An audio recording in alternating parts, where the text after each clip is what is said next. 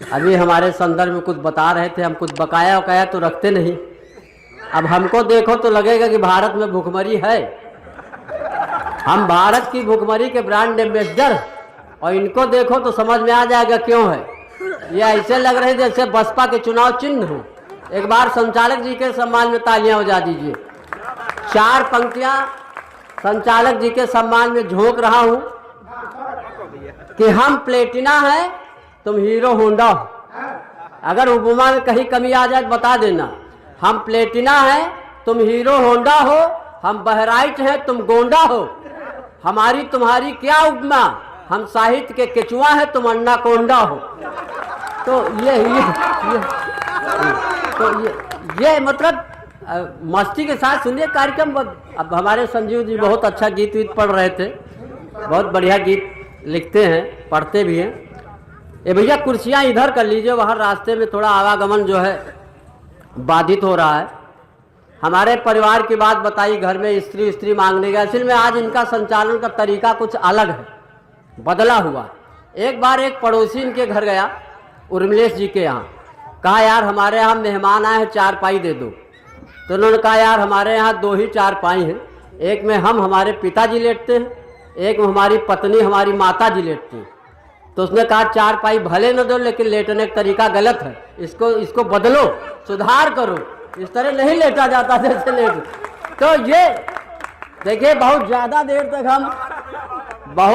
देर तक आप लोग खोपड़ी हम नहीं खाएंगे। बहुत लंबी कविता भी नहीं पढ़ते, बिल्कुल 60 में निपटाएंगे हम।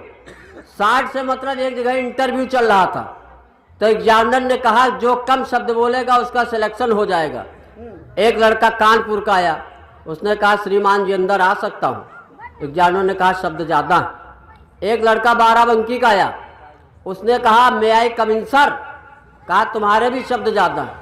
एक लड़का यही उन्नाव का गंगानगर का था, उसने कहा घुसी, उसका सिलेक्शन हो गया। ही करो वाह, डॉक्टर साहब की समझ में आ गया है। जब डॉक्टरों की समझ में आ गया तो मरीजों की भी समझ में आ जाएगा। बहुत अच्छे डॉक्टर साहब है, हम तो कई महीनों इनसे इलाज कराए। हमने कहा डॉक्टर साहब ये बताइए, आप हमारा इलाज 2 महीने से कर रहे हो, ब्लड चेक किया, सीटी स्कैन किया, एक्सरे किया, हमको बताओ बीमारी क्या है। कहीं तुम्हारी बीमारी पोस्टमार्टम के बाद पता चलेगी। तो इनको भी नमन करता। बहुत अच्छा कार्यक्रम चल रहा। भाई हमारे अनिल जी हैं, बहुत गीत पढ़े गए।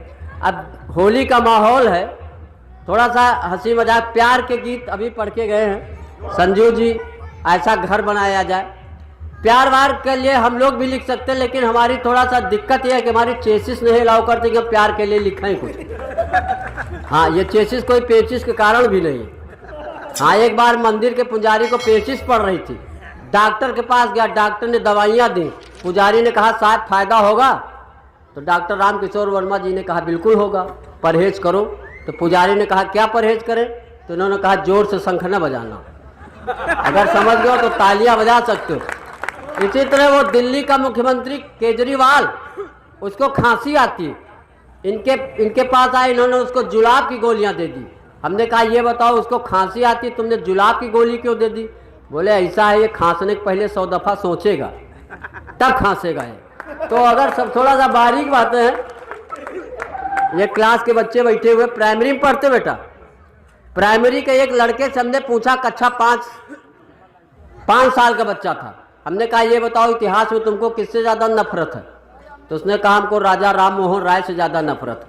हमने कहा क्यों, तो उसने कहा उन्होंने बाल विवाह बंद करा दिया था, वरना आज हम भी बाल बच्चेदार हो जाते। ये बच्चे बहुत ही इंटेलिजेंट हैं। ये एक मास्टर साहब पढ़ा रहे थे बच्चों को। मास्टर साहब ने एक लड़के से कहा तुम्हारे एक हाथ में 6 आम, दूसरे में 6 आम, कितने आम। तो उसने कहा आम कहाँ, पहले आम तो दिखाओ।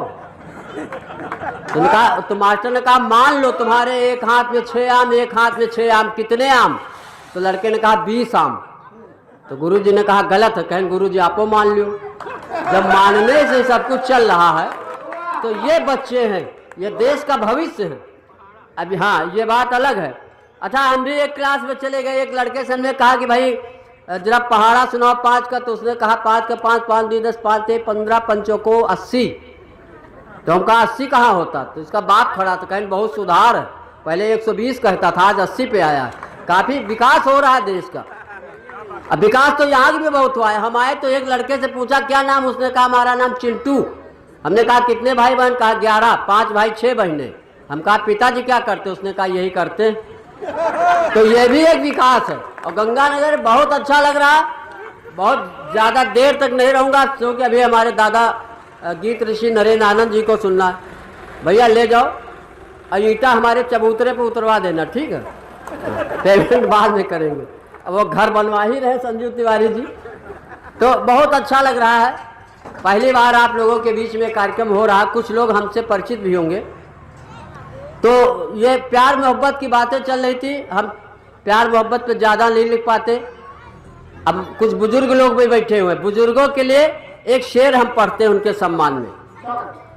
बुजुर्ग लोग आदरणीय हैं लेकिन विश्वसनीय नहीं, कि न जाने जिंदगी की किस गली में आबरू नीलाम हो जाए।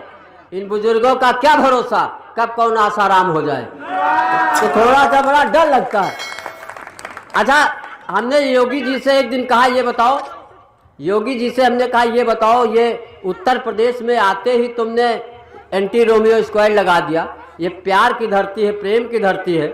यहाँ पे राम पैदा हुए, कृष्ण पैदा हुए, जिन्होंने पूरी दुनिया को प्रेम का संदेश दिया। और तो और आगरे का ताजमहल पूरे विश्व में प्रेम के प्रतीक के नाम से जाना जाता है। तो तुमने ऐसा क्यों किया? तो योगी जी ने कहा ऐसा है, जिस सुविधा का लाभ हम नहीं ले सकते तो किसी को लेने भी नहीं देंगे। तो ये है। तो ये लोगों को अलग अलग, तो यहाँ पे बिल्कुल मस्ती के साथ सुनिए। प्यार मोहब्बत के नाम पे कुछ पंक्तियाँ पढ़ के फिर 1-2 कविताएं मैं भी पढ़ूंगा। अगर पसंद आई तो ठीक, नहीं 10-12 और सुनाऊंगा। बाकी आप हमारे अनिल वर्मा जी से मिल लीजिएगा। तो चलिए, मैं प्यार के नाम पे 4 से, प्यार असल में हमको सूट इसलिए नहीं करता कि मोहब्बत में इस कदर हम मटिया मेट हो गए। हेलो मोटो।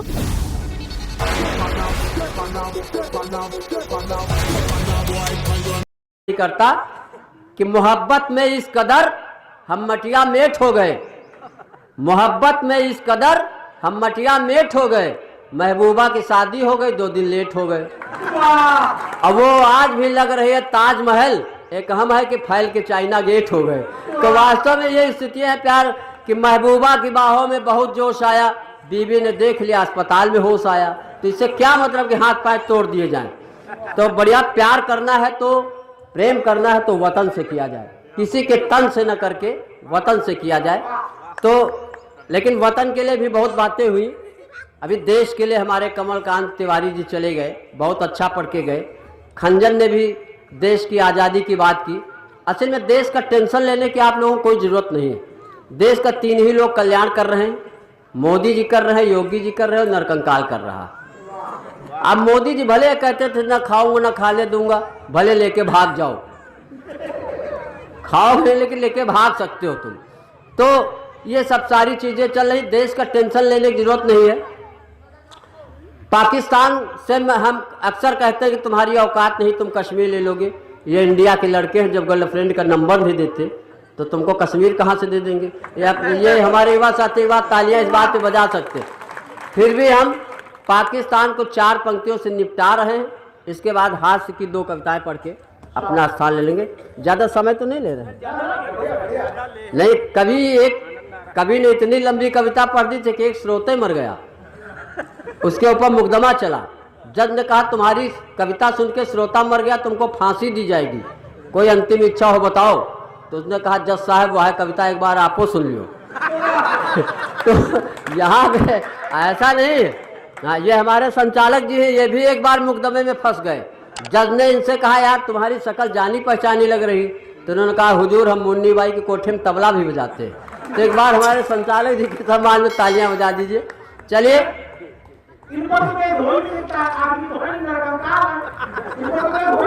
नहीं नरकंकाल मतलब आप नहीं समझे। नरकंकाल मतलब असली यहाँ मंच पे नर मैं ही हूँ। अगर लग रहा है तो एक बार तालियां और ठोक दो। अब कंकाल का मतलब होता है हड्डियाँ, हड्डियों का ढांचा। हम अपनी वसीयत में लिख जाएंगे कि हमारी हड्डियों से देसी कट्टे बनाए जाएं, एक एक आतंकवादी को भूंजा जाए, ये हमारी देशभक्ति। अच्छा, हमारे यहाँ बड़ा गड़बड़ करते हैं। पाकिस्तान के लिए 4 पंक्तियां पढ़ता हूं कि पाकिस्तान तुम्हारे पास एक ही मिसाइल है, हिना रब्बानी खार। पाकिस्तान तुम्हारे पास एक ही मिसाइल है, हिना रब्बानी खार।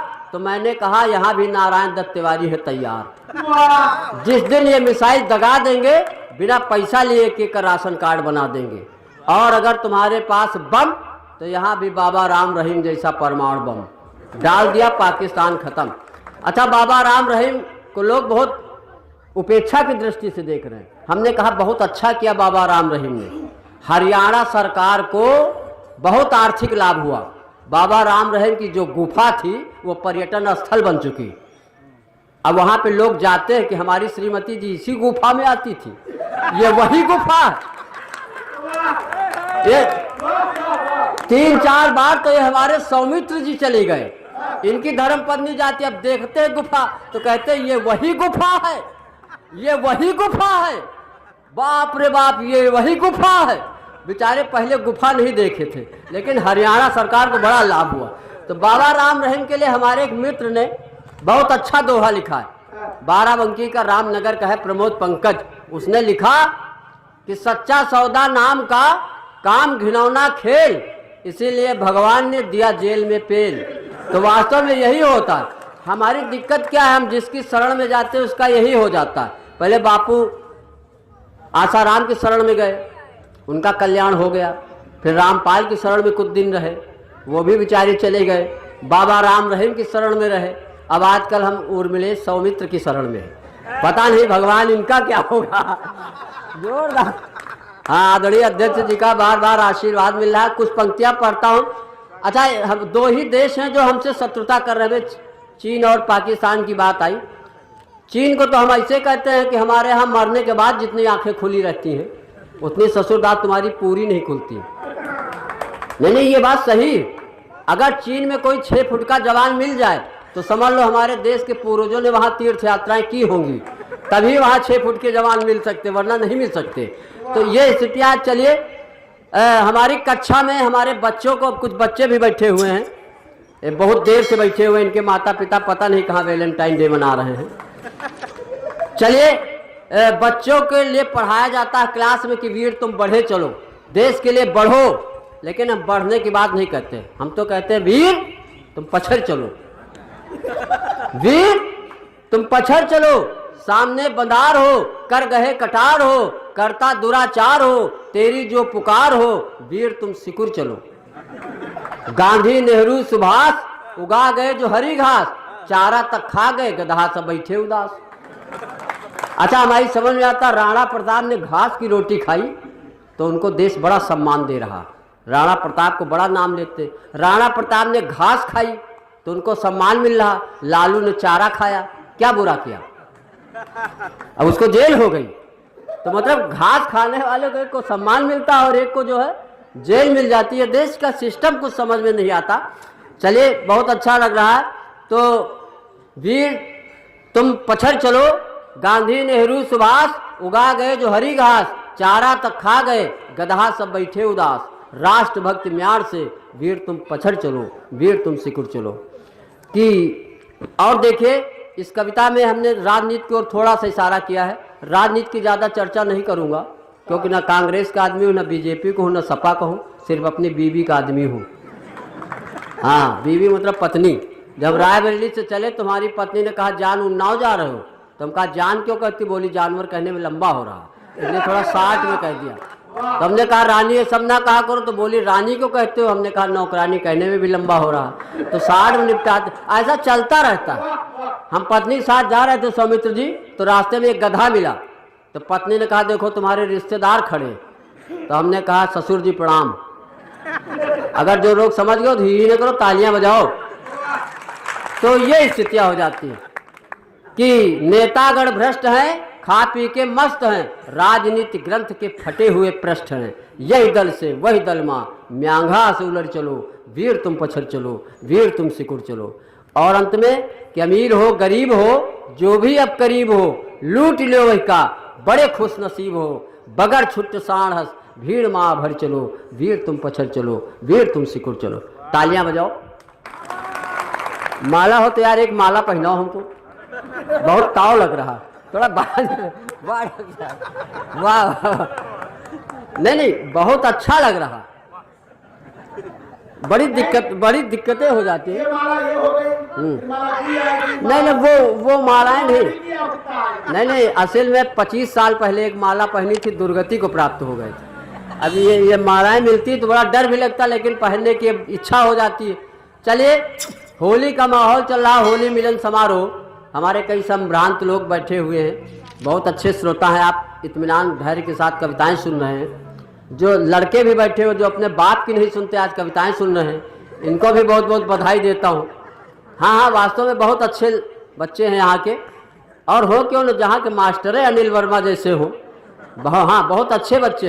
एक लड़के से हमने पूछ लिया अध्यापक किसे कहते हैं, तो उसने कहा जो अध्याय खोल के घंटों पक पक पक पक करे। हाँ, तो हमने कहा विद्यार्थी किसे कहते हो, तो उसने कहा जो विद्या की अर्थी लेकर घूमे वो विद्यार्थी। चलिए, बहुत परिभाषा नहीं दूंगा।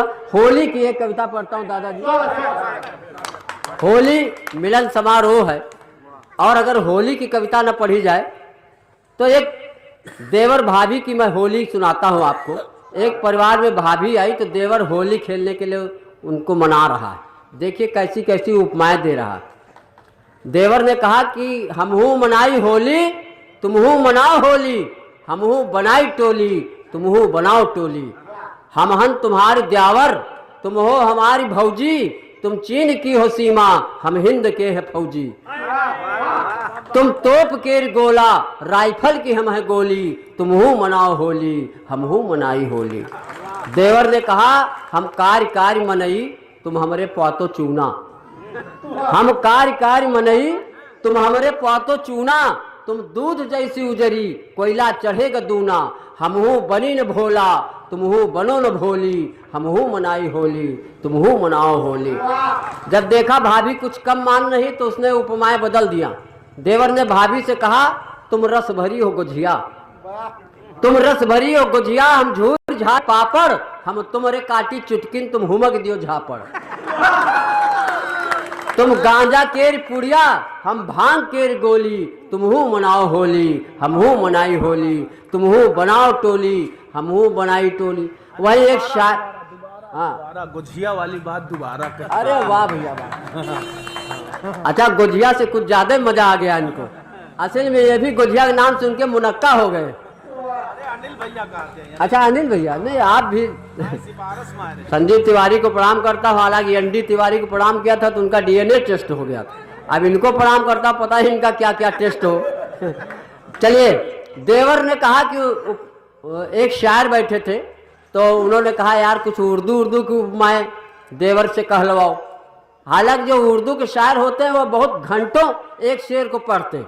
एक शायर पढ़ रहे थे, ये दौलत भी ले लो, दौलत माने प्रॉपर्टी, ये शोहरत भी ले लो, शोहरत माने प्रसिद्धि। एक श्रोता खड़ा हुआ, उसने कहा गजल पढ़ रहा हूँ मदरसा चला रहा हूँ। ये दौलत भी ले लो शोहरत भी ले लो। एक श्रोता उब गया, बोला इसकी औरत भी ले लो, जो सब कुछ दे ही रहा है। तो देवर ने भाभी से कहा, सुनिएगा, देवर ने कहा भाभी से हम इश्क के कुकुर मुत्ता तुम हुस्न की फफूंदी, हम इश्क के कुकुर मुत्ता तुम हुस्न की फफूंदी। हम हन प्यासे चातक तुम स्वाति केर बूंदी, हम हूँ करी ठिठोली तुम हूँ करो ठिठोली, हम हूँ मनाई होली तुम हूँ मनाओ होली। अच्छा, देवर गांव का था, भाभी शहर से आई थी, तो उसने कहा कि हम हन पुरान लोढ़वा, हम हन पुरान लोढ़वा तुम हो नई सिलौटी, तुम चांदनी का डिब्बा हम टीन के चुनौती, और तुम शहर की सुपारी हम गांव के तमोली, तुम हूँ मनाओ होली हम हूँ मनाई होली। आया है लेके फागुन ये रंग भरी होली। और चलिए, एक नई कविता मैं सुनाने का प्रयास करता हूँ और इसके बाद अपना स्थान लेता हूँ। आजकल देश में बहुत कुछ हो रहा है। मोदी जी तो ये कहते हैं होली का त्योहार मनाइए, डिजिटल गुझिया खाइए, होली का त्योहार मनाइए, डिजिटल गुझिया खाइए, देश को न्यू इंडिया बनाइए, ससुराल बुलेट ट्रेन से जाइए। एक ने कहा घावों को सेक रहे हो, गुरु कुछ ज्यादा फेंक रहे हो। तो ज्यादा फेंकने की आवश्यकता नहीं है। तो ये स्थितियां मैं पढ़ता हूँ एक कविता कि जैसा कि हम बता चुके हैं कि खा नहीं सकते हो लेके भाग सकते हो। कि बुधई ने बैंक मैनेजर से कहा, साहब बेटी की शादी के लिए चाहिए लोन। सुनते ही मैनेजर का बदल गया टोन। उसने कहा जमीन बंधक कराइए, एनएससी बनवाइए, अभी ऑडिट चल रहा है, 10-15 दिन बाद आइए। उसने कहा साहब मेरी देखिए मजबूरी, पेट पालता हूँ करके मजदूरी, जमीन नहीं है मेरे पास इंच भर, और घर के नाम पे टूटा फूटा छप्पर। मेरा इकलौता बेटा मारा गया, परिवार का इकलौता सहारा गया। मेरे बेटी के कैसे हो हाथ पीले, ये सोच सोच करके मेरे हाथ पांव हो रहे ढीले। मैनेजर गुर्राया, उसे बैंक से बाहर जाने का रास्ता दिखाया। तभी एक उद्योगपति आया, उसने करोड़ों का लोन सैंक्शन कराया। लोन सैंक्शन कराया, न पैन कार्ड न आधार। कुछ महीने बाद वो हो गया फरार। मैंने कहा ये देश जब तक गरीबों को गले नहीं लगाएगा, भले ही बुलेट ट्रेन पे चढ़ ले, लेकिन विकास के नाम पर यूं ही लड़खड़ाएगा। एक हम हैं कि शॉपिंग मॉल में बीवी या प्रेमिका के साथ जाते हैं तो पैसा पानी की तरह बहाते हैं, लेकिन एक गरीब ऑटो चालक को, एक गरीब रिक्शा चालक को पैसा देने में किचकिचाते हैं। और हम कुत्ते को ब्रेड, बिस्किट या बटर बड़े चाव से खिलाते हैं, लेकिन भूखी गाय को रोटी डालने में शर्माते हैं। और वेटर को टिप्स देने में समझते हैं शान। भिखारी के कटोरे में सिक्का डालना समझते हैं अपमान। और तो और हम लाखों रुपए सट्टे जुए और शेयर बाजार में लुटा देते हैं, नहीं सोचते हैं एक भी बार। अगर यही पैसा किसी गरीब को दे देते तो उसकी बेटी का हो जाता उद्धार। धन्यवाद। जय हिंद। अच्छा देखिए, हाँ, हम जा नहीं रहे थे, अपनी मार्केट वैल्यू देख रहे थे कि मार्केट वैल्यू वो इतनी कि कुछ कम हुई है। चलिए, जिस कविता के लिए आदेश हुआ है भाई सौमित्र जी, बहुत अच्छा लगा संचालन। हाँ, बहुत बेहतरीन ढंग से आप कर रहे हैं। चलिए, वो कविता जिसके लिए हमारे मंच का आदेश है पढ़ता हूँ। दुनिया पैसा कमाने के पीछे पड़ी हुई है, लेकिन एक यही ऐसा समाज है, ये जो दुर्लभ प्रजाति के जंतु बैठे हुए हैं, ये पैसे के पीछे नहीं, भले यश और बड़ाई के पीछे भले हो, लेकिन पैसा कमाना इनके जीवन का उद्देश्य नहीं है। चलिए, वो कविता पढ़ता हूँ कि दुनिया कमाए पैसा, हमहू कमाई का, पैसा तई मुसरा खड़े हो जाई का। काल तलक जी झकत रहे, पावे का दुई रोटी, आज चढ़े गाड़ी में घूमे खड़ी है पक्की कोठी। सोच रहे 10% में हमहू उठाई का, दुनिया कमाए पैसा हमहू कमाई का। सोच रहे प्रधानी में हमहू जोर लगाई का। प्रधानी का इलेक्शन हुआ ना, तो एक प्रधान जी के पेट का ऑपरेशन हुआ तो ईंटा निकल आया।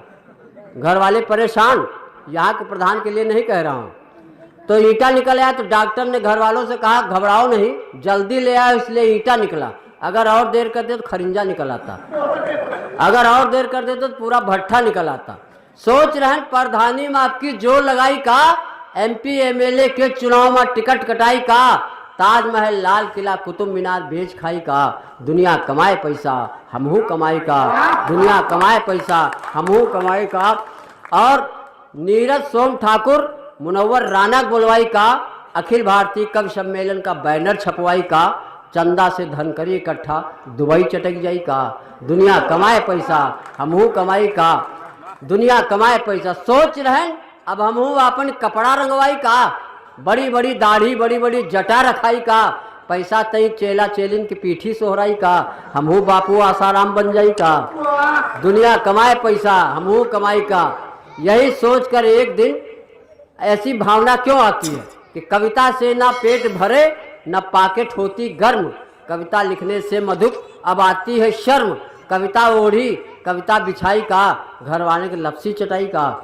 दुनिया कमाए पैसा हमहू कमाई का। यही सोचकर एक दिन किया लेखनी बंद, यही बात बस राम को आई नहीं पसंद।